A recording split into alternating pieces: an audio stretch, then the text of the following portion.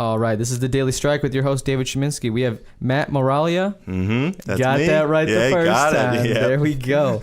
Matt Muraglia, man. Now, me and this gentleman, we met through our philosophy class, and I don't think we both thought we'd be here talking to each other from across the table. Yeah. But funny story how this all kind of happened. We both showed up to class after spring break, after our midterm, and we sat down in the class, and there's nobody else in the class. It was an empty classroom. Yeah. And we both looked at each other like, do we have class today? Yeah. We didn't know. Oh. So we sat down and we waited. And while we waited, we ended up sitting there for about an hour? Yeah. Just talking. Yeah. Having like good conversation. And it really sparked this whole thing. Yeah. So thank you, teacher, for not showing up. Yeah, no, thank you. And I think the part pisses me off is when we showed up today, he was just like, I told you. Like, yeah, he wasn't even like. I don't think you did, though. No, I didn't hear him say anything. No. So. I was just like, you're a fucking liar, dude. Yeah. April Fool's Day. Yeah. Because it was on April Fool's. And I was like, that's probably something he would have done. Oh, definitely. But awesome, man. So we've been chopping it up the past couple of days, and we've had really good conversations. So I think we should definitely just keep jumping into that. I mean, something we were really jumping into was saturation. You kept bringing up saturation. Yep. I mean, let's jump into that a little bit. I mean, what typically do you think is the most saturated as of right now in our culture, in our society? In my opinion, I believe that the saturation of the internet, like the content and the knowledge that has been put out on the internet throughout the years, is great. When it first started, up until about like 20 years, there were ways to find actual information that would help people. Now it's people who have no knowledge of the subject are posting whatever they want about it. It's like with the anti-vaccination. It's like I can come out with crazy, ridiculous numbers, but if I don't have, what are, like, the credentials to prove that I know what I'm talking about, it just doesn't make any sense. So like just the abundance of useless information on subjects definitely is. It's saturated on the internet. Yeah, I mean, really, it's all opinionated at the end of the day. I mean, anybody can go online and just be like, hey, I feel this way about this. Yeah. Or, this vaccine gives this, gives kids autism and stuff like that. Like, anyone can post what they want. And I feel like a lot of it's just opinionated at the end of the day. Yeah. And, I mean, you brought up Reddit, and I've never even been on Reddit. Yeah. So, like, I even asked my girlfriend about it. I'm like, what the hell is Reddit? You know what I mean? Yeah. And I looked it up last night, and there's just a lot of crazy stuff on there. I mean, you got to take what the good with the bad, but I think with the saturation, there's just so much on the internet that you're bound to find some dumb shit on there that means absolutely nothing. People that don't know what they're talking about. I mean, you can have an opinion on something, but why do you think that way? I mean, is it because your parents influenced you? What, like, things in people's life influence them, whether it's teachers, whoever they look up to, brothers, sisters, and they form opinions that way, but they only know the surface level. They don't go deeper. Yeah, I mean, and a lot of it too is just like the fact that, these things, we have phones. You can look up anything you want on your phone. Yep. And based on, whoever they follow or whoever that they're attracted to on social media, they're going to kind of abide by those standards. Yeah. And not really live their own life at that point, Yeah. It's a wild world we live in. And it makes me think of Yelp. When you said Reddit, I thought Yelp. And dude, Yelp is a hell of an app, dude. Like, I'm still in the restaurant industry, but when I used to manage restaurants, dude, the amount of Yelp reviews that I've had to answer to, I hate, it's the worst. Like, people will literally write a 10-page essay on how cold their asparagus was, but everything else is okay. Yeah. But the asparagus, you ruined my whole entire meal. My experience is ruined. Yep. I'm telling all my family and friends, don't go to this restaurant. Yeah. Like, that's a scary thing, especially with, it goes right back to saturation, is that these people can just literally leave any type of review they want, use any kind of literature or language they want to use, and that could affect every person in that restaurant. Because at the end of the day, all those people work there. You know what I mean? Just because your asparagus is cold and, you thought maybe you received a little attitude, but really it wasn't attitude. You just affected so many lives. Yeah. I mean, I think it's going back to what you said about how people, they see these unrealistic, like, images and standards that when they leave those bad reviews, like, they expect perfection because of what they see online.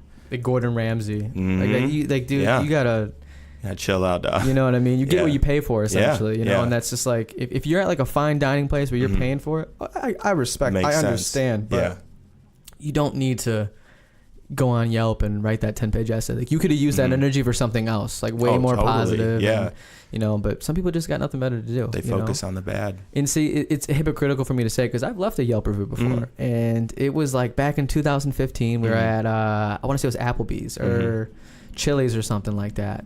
And man, I wish I could pull up my phone, but it was just the most ignorant review, and I felt so bad afterwards. You know what I mean? Because I'm just like, the things I was saying, it's just like, I didn't realize that, maybe that person's having a bad day. Maybe the server or whoever was cooking the asparagus was like having a rough day. Minimum wage job. You know what I mean? Like they're probably not getting paid what they think they should get paid. Or it's a shitty job, dude. I've seen it. I've worked in the kitchen. I've done it all, dude. It's shitty work. Slaving away. Slaving for other people while they're just chilling, eating food. You know what I mean? And they can kind of talk to you whatever they want to talk to. I call it's like restaurant etiquette. And I always bring it up at where I work right now, because I work at, it's like a family bar, but it's where everyone goes to get really turned. You know what I mean? So there's not a lot of manners going on. And I'm always like, dude, they don't have restaurant etiquette.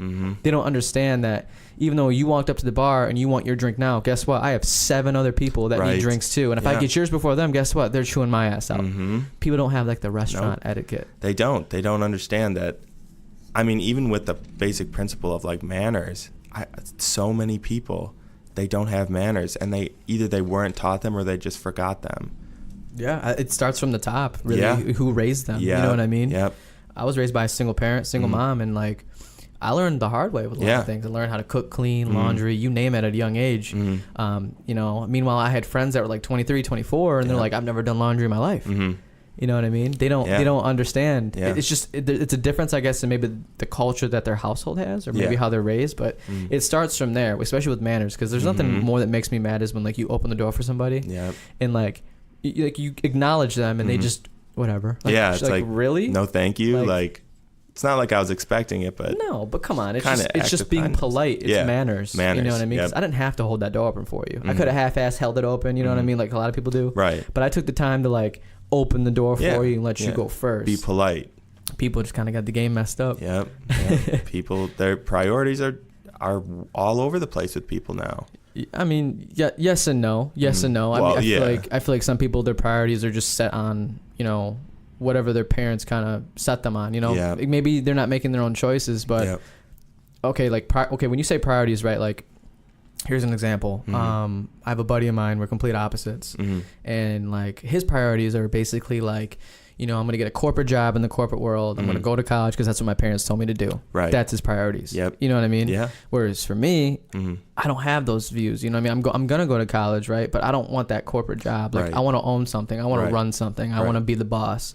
Two different priorities. But again, they can be all over the place, because some people's priorities, dude, you have people that are on social media. They're like, they're putting tequila shots in their eyes and squeezing lemon and lime in their eye, and they're like getting all these views, and that's their priorities, because because you get that attention, I guess. So it goes back to you're basically right on that. Kind of talked my way around it. Well, right. I mean, what you were just saying with like the whole like lemons in the eyes, that even goes back to saturation. I mean, even with content creation, you have people doing the craziest stunts now, and putting themselves and other people at risk just to get the views, just to stay relevant. I mean, it's absurd what people will do now and how far they'll go, the lengths that they'll go. Yeah, and then they have that that's the scary part is too, is they have the platform, and they have the followers, and they have the viewers and all that, and all those people that are watching that, they're on the app, they're easily influenced as it is. You know what I mean? So if you're out there putting out dumbass shit that's not really adding value to anybody. It's like poisonous almost. You know what I mean? Like, I'm not going to sit here and say when I'm in bed late at night, I'm not watching funny ass videos on Instagram and Facebook. Yeah, I do. You know what I mean? But I know how to kind of separate myself from it, and I've actually tried to focus more on the positives. You know what I mean? Like listening to podcasts and not giving those negative posts attention. I try to find things that I can learn from. You know what I mean? And even when I watch TV, like I watch some shows, but like recently I've been just kind of digging into more informational things because I just want to learn, because none of this other stuff has value, dude. Nope. Like, I don't care that you just bought this car. I don't care that you put lemon and lime in your eye, dude, and you probably can't see anymore. Like, that's your problem, dude. Like, I don't care. I'm going to laugh at you, but is it going to add value to what I'm trying to do? But that's the life that the people that portray that's the life that everybody wants to live, doing crazy stuff and just not caring. But it's nuts, right? Because I'm going to put this out there that a lot of the people that go on YouTube are kids, right? So they're naive, like you were talking about. Even the emergence of like new channels, just people doing, again, making challenges like the Tide Pod challenge. Like that was nuts. Yeah, like that's like that can kill you. And just because some big popular celebrities on YouTube did it, now the kids have started doing it. Do you think like those people are held by like the law, like because of that, because of their influence? Maybe like, I guess because technically they're not telling people to do it. No, but they're not saying not to. Exactly. I mean, there was something that I heard in a podcast that said if you put a disclaimer in the video, like, I mean, you're covering your own ass. Yeah. Right? Like they can't do anything because you said like, do not try this at home. But if you're known as one of those, funny people that don't really, I mean, if you're breaking the law on camera, right? And you put that in, but you still do it in every other video, kids are going to do it too. They don't see you getting any repercussions. So of course they're going to do it. Oh yeah. Because they see you getting like the, what's the word? The hype and the clout, you know what I mean? And they want that attention because kids today and even adults, they crave that attention online. Like I've had to unfollow a couple of people on Facebook because, dude, they're just like, they crave so much attention. And I had to follow a lot of people on Facebook and certain social media platforms because they're just craving so much attention. You know what I mean? And some people might be like, but David, like you're posting all this stuff on social media too. Like you're doing this and that. Yeah, I am. But you got to look at what I'm posting. I'm leaving you with value. Yeah. Right. At least I'm attempting to. I'm doing it in a positive manner. Some of these people are just posting to post, anything. Dude. Like literally, it's crazy. I'm just like, I don't want to see that. Like, I don't care about, this magical pill that's going to make me lose weight. Like, dude, I don't care. Nope. Yeah. Nobody cares. Yeah. But maybe that's me being hard-headed because maybe there is a group of people that care. But I just, that's the steps I've taken to remove myself from that because it's just, there's no value there. And I think I'm not saying it's going to fix itself because, technology and social media is so far ahead and we're still going, what I mean? Yeah. But I definitely, I got this from, I don't know if you watched the Joe Rogan podcast experience with Kevin Hart.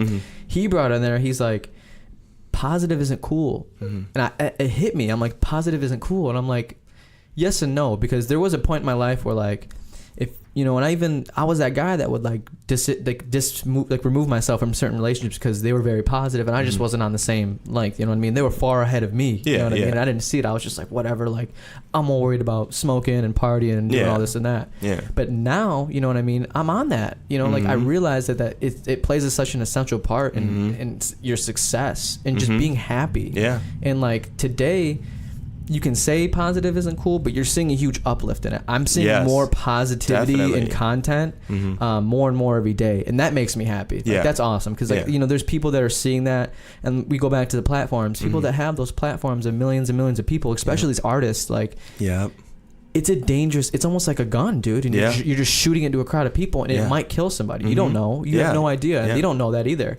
But that's why you got to be cautious what you put out there. Because if you're putting out these videos that you're saying that you're popping all these pills, and especially with the drug epidemic going on, that's great. That's nonsense. All the opioids, if you're doing that, they're going to follow and they're going to do the same thing you're doing. You know what I mean? But I think with like situations with like what's his name, Lil Peep, that passed away from drugs, and these other artists that are passing away, Mac Miller, rest in peace. It's just like I think the industry is starting to move away from it a little bit. But then you still have those people that are like, well, I'm not going to change my ways But people don't realize that, man. Sorry, I had to go on a little tangent about that. But it just really like winds me up a little bit, because if I had that, like, I want to have that platform. I strive to have that. Right. So it's just like some of these people I just feel don't deserve it. Yeah, I mean, let's take into consideration, Lil Pump, right? He's young. Like, he's our age. So when you have somebody that young... Oh, no, he's younger, bro. He's 18. He is? He's like 18 years old. Okay, well, I mean, adding to the point, like, he's 18-year-old, right? And you have all these people listening to him. He's a young kid living the life. I'm asking you, do you think that if you had a chance to blow up like he did, like, how do you think that, like, the checks that they dangled in front of him, do you think that would have, like, corrupted him? Oh, 100%. If it already hasn't. Well, you know what? I don't think just the money did, because you got to look at where these kids are coming from, right? Right. Here's an example, right? And this goes to like a relevant topic. Yeah. Nipsey Hussle, right? Rest in peace. Yeah. You know what I mean? Yeah. I'm sure when he first started and a lot of these artists started, they came out of the gutter. You know what I mean? They had to hustle and grind, and they could have stuck with the crack game or selling drugs or whatever they were doing. You know what I mean? Because I mean, I sold weed as a kid. Like I was in that, and it's not the life you want to live. You know what I mean? Yeah. So a lot of these artists, I feel like it's how they were raised and how they came up and the people that around themselves. You know what I mean? So, but I mean, even looking at Lil Pump, he's 18, right? And he has a lot of money, a dumb amount of money. But the saying like Nipsey Hussle, like he grinded, like he needed to survive, right? Oh yeah. So I think there's a difference between having to work your ass off. No, 100%. I'm saying like the influence that you get. Like I'm not trying to say they're the same, but I'm saying like Nipsey was influenced because of his upbringing, right? Yeah. So Lil Pump was influenced by his upbringing. Two different.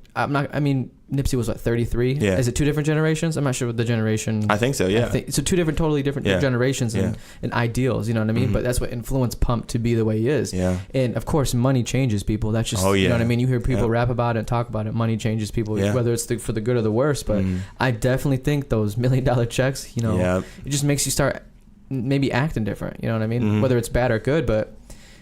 I don't know, man. He's his own person. Maybe he thinks what he's doing is okay. Maybe he doesn't give a fuck. Right. But who knows? You know, that's I guess for us to talk about. Because I'm sure he's just spending money doing what he wants to do. He's living the life that he likes. But point being is, if you have a platform like that, use it for good, use it for positive, and watch what happens. Dude. Like watch what happens. Like things will just grow, and you'll just see more. I think. In your life, you'll be more positive, I think. You know what I mean? I mean, you surround yourself with positivity, positive things will come. It's how the universe works. Yeah. It conspires, dude. Whatever you believe in, you know? Yeah.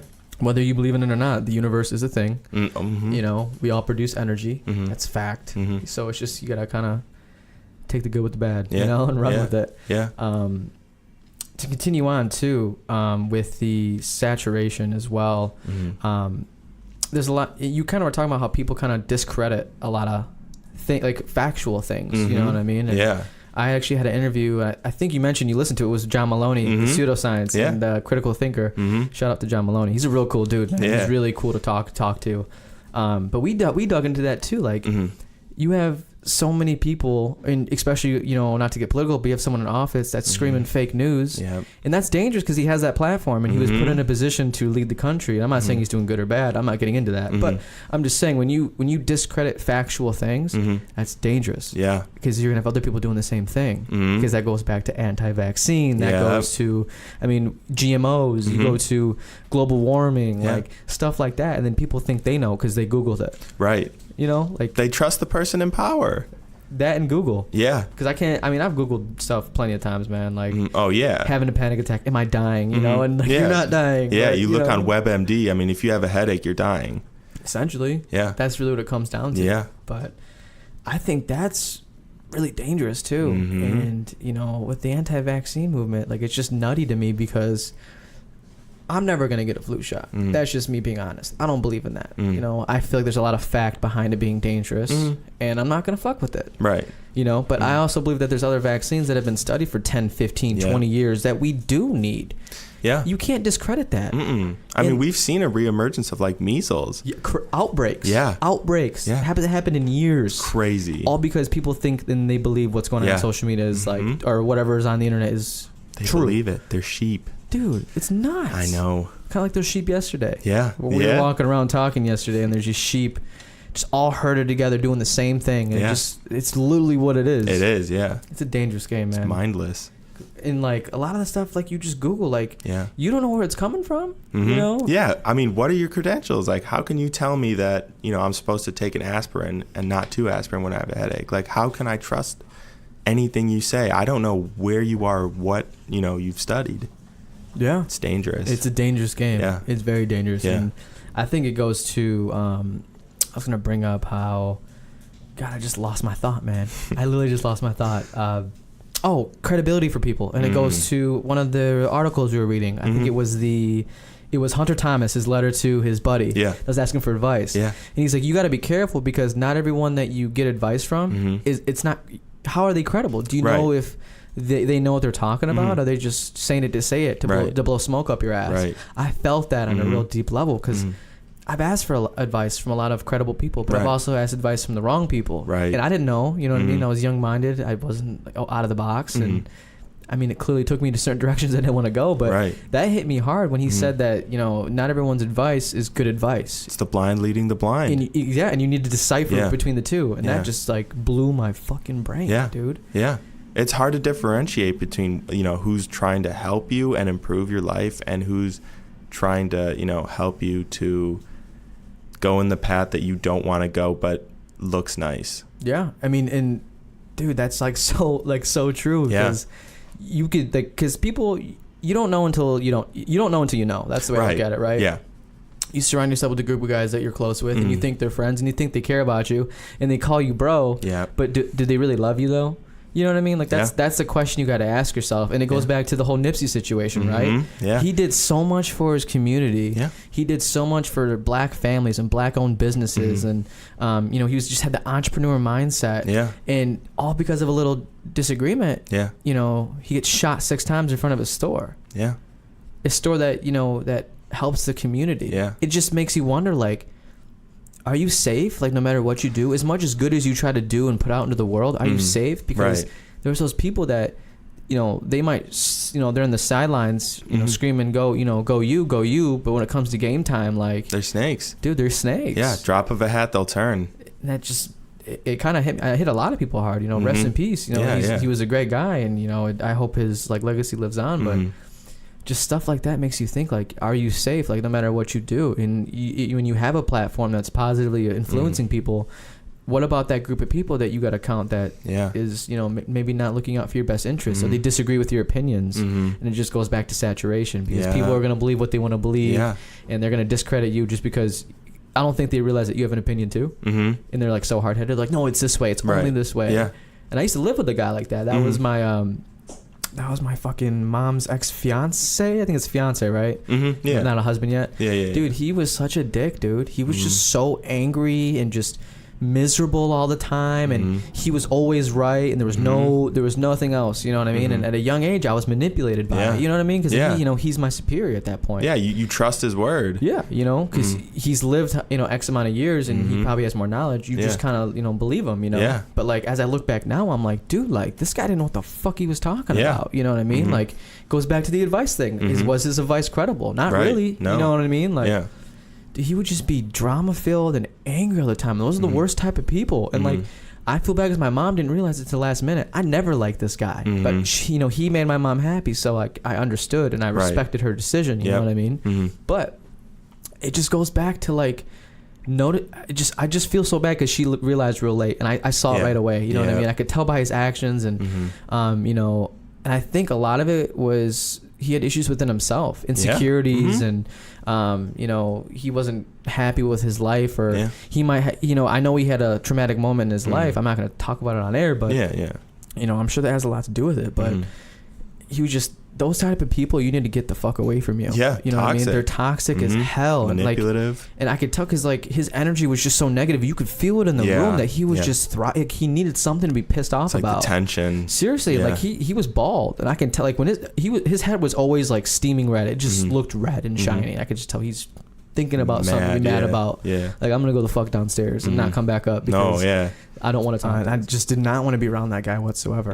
Have you like had any situations like that with people in your life? People that are just super toxic like that? I have.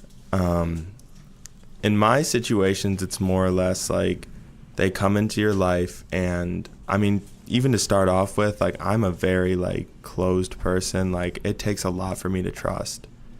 And I think like we were talking like before, we're all just, you know, collections of our past experiences. Yeah. So I've been burned in the past. Like it doesn't feel good. Like I believe it's changed me. But what I did was you just have to, you know, seal up the wound and keep going. And you have to be more, you know, smarter about who you trust. Have you seen that picture on Facebook where it's like the wolf has a bunch of knives in his back and he's still standing? Yeah. That's what it makes you think about. Yep. And like, dude, that, you know, my mom's ex-fiance wasn't the only toxic person I've had in my life. I've had a lot of them in my life. Yeah, a lot of friends too. From like 16 till like 20, I just had a lot of toxic people, but I didn't realize it. You know, it took me a long time, and over time I learned like, okay, this is the type of person I don't want to be around. But like, shit sucks, dude. Like, you matured. Yeah. Yeah, you understood. You broke out of that box. 100%. And even like the past year, like I've lost a lot of friends because it's like I try to level up, you know what I mean? When you level up, everything levels up with you. So either you're going to level up with me or you're going to stay below. And no disrespect, you know, I want the best for you, but I just can't, you know what I mean? You just can't do, it's just hard to stay, you know, meet in the middle, you know what I mean? 'Cause if they're not doing shit and you're trying to improve your life and improve things around you and surround yourself with positive people, it just doesn't work. They get jealous though. Yeah. And that's where like things like, you know, what happened in Nipsey come in place. You know what I mean? People it's just jealousy. They see and they portray things on social media in their opinion. And, you know, they're going to either positively put it out or negatively. And that's what that person, he negatively put it out. You know what I mean? He didn't like one thing he said, left, came back, 6 shots. And that, you know, that's all she wrote, you know? It's a scary world, dude. I know. I mean, even though we keep expressing, you know, freedom of speech, you know, you can say what you want to say, you can't. You know, there are things that you can and cannot say. And if you say some of the things that you can't say, you'll get killed for it. Or even if something, you know, you say something that somebody disagrees with, I mean, I would assume that I would have a target on my head if I did that. Yeah. I mean, even in today's society with, you know, people are crazy. If they don't agree, if someone feels that different about what you have to say, you do, like you said, freedom of speech, like are we actually free? Yep. And I think I've brought that up before. And I think, have we talked about that in class? I think we have. It was like one of our first classes. Yeah. And it's just like, is it really freedom of speech? Because can you really say what you want to say? Because you could stand up in a classroom and scream whatever you want to scream, and it's freedom of speech, but guess what? There's consequences. Definitely.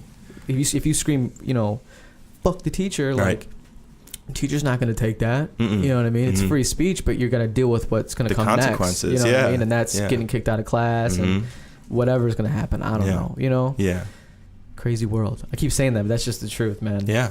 I mean, we see it in the youth all the time where kids, you know, they see something and they, you know, repeat it in their life and they got to deal with the consequences.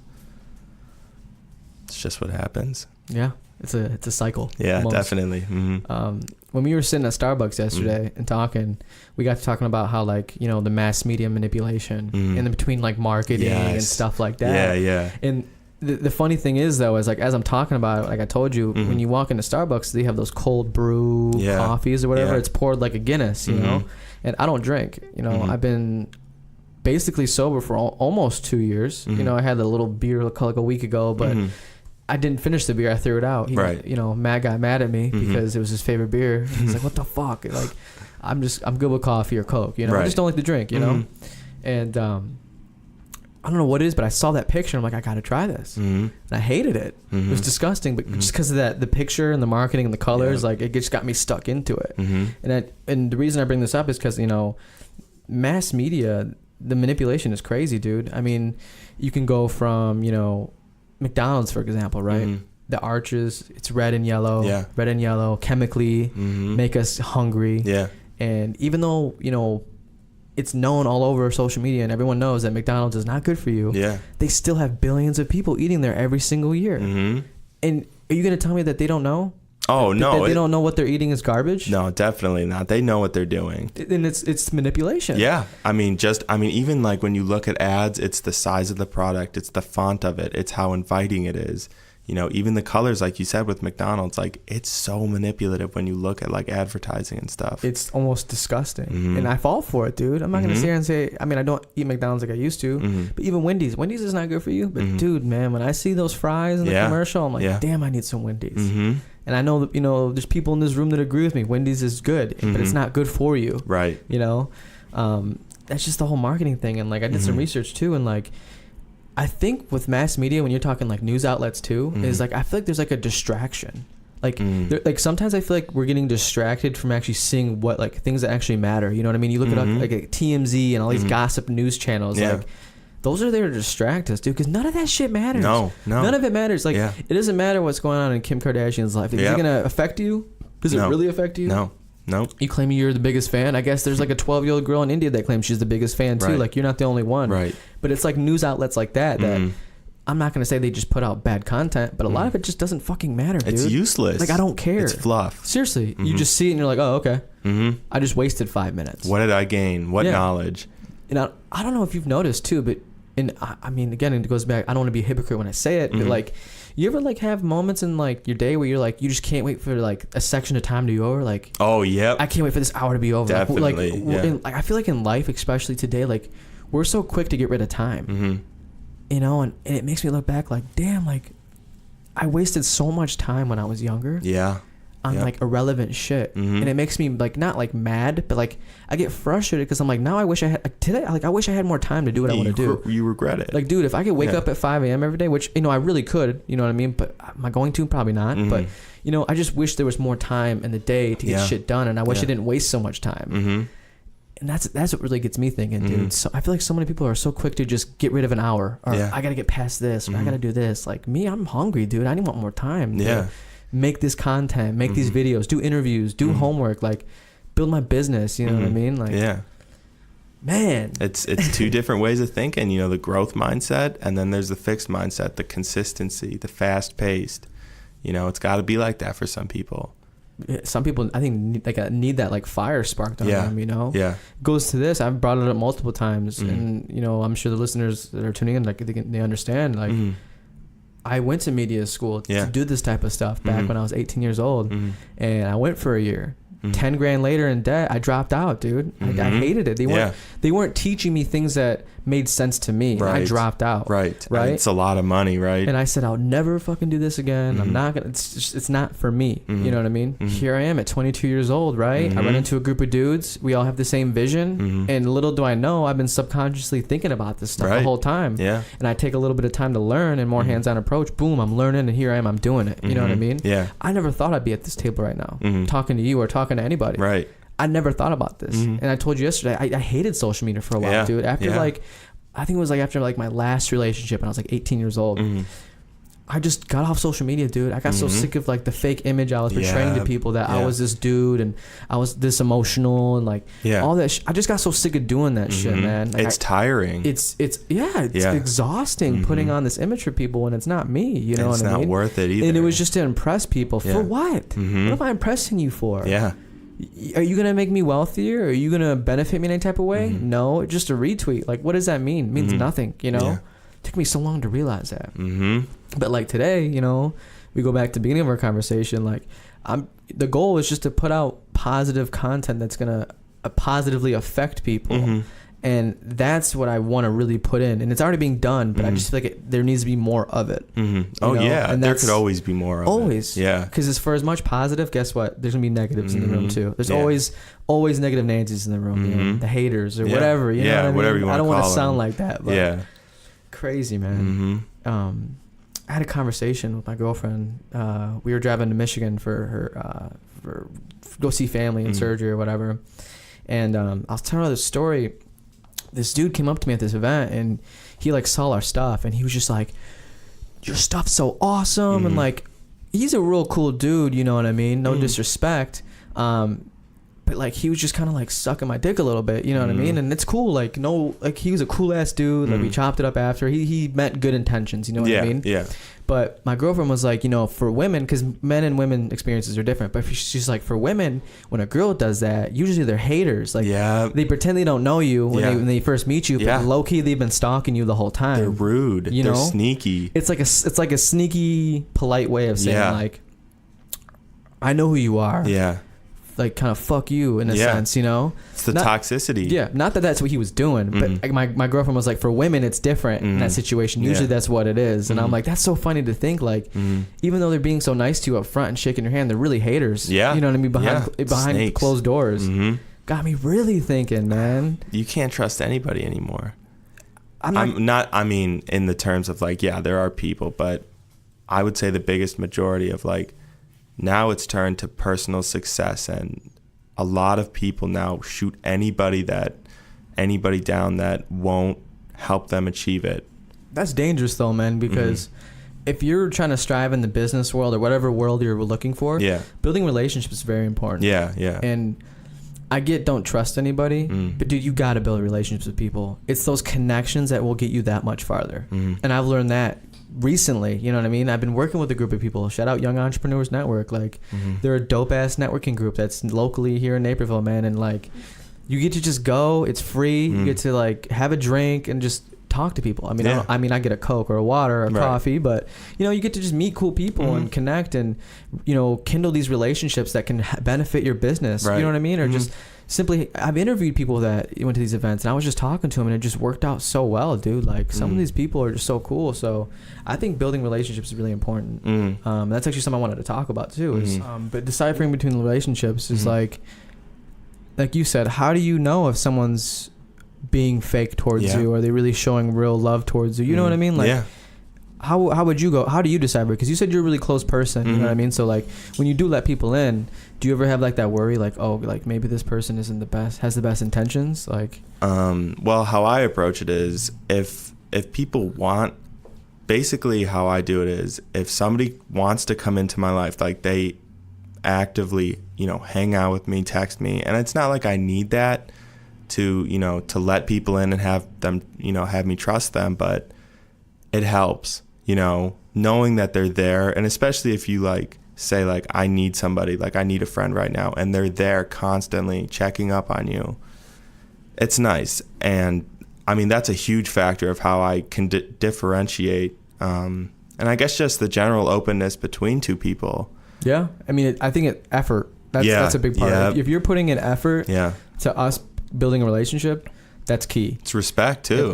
Respect. You got to respect person's boundaries and their beliefs and their opinions. You know, like my girlfriend and I, we're talking about, like, it's good to have that opposite person. Me and my girlfriend, we're not completely opposite, but we're definitely, we view things a lot differently when it comes to certain things. And I love that. Yeah, dude, it keeps me on my toes, dude. Like, you know what I mean? It's like fire and water, man. You know, fire and fire, however you want to put it. You know. It's great, dude. Having those opposites. It keeps things interesting, dude.